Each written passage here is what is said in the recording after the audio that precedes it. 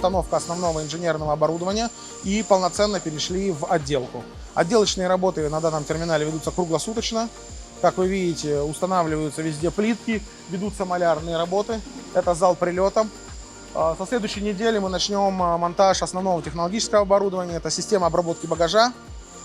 Через 2 недели здесь начинают появляться стойки регистрации.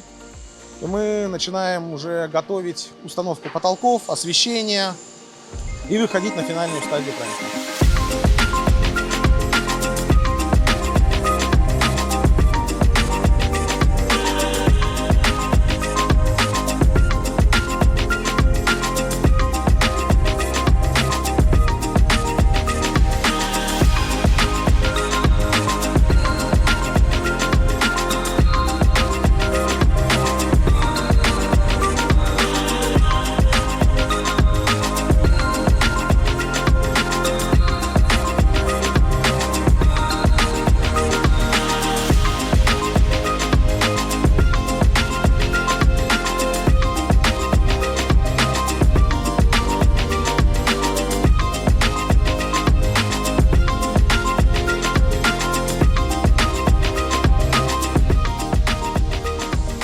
У нас очень много оборудования было заказано сильно заранее, и были большие проблемы с логистическими цепочками, которые мы пытались восстановить через дружественные страны. И 99% всего оборудования, оно привезено и находится здесь.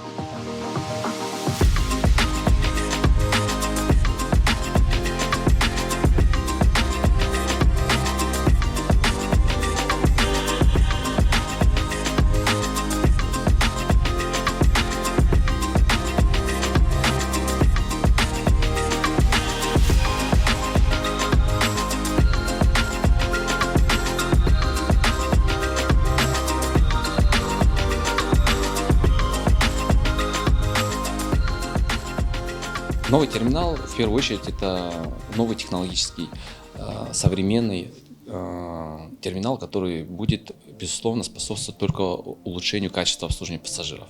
Это основная его задача, это сервис, обслуживание, безопасность.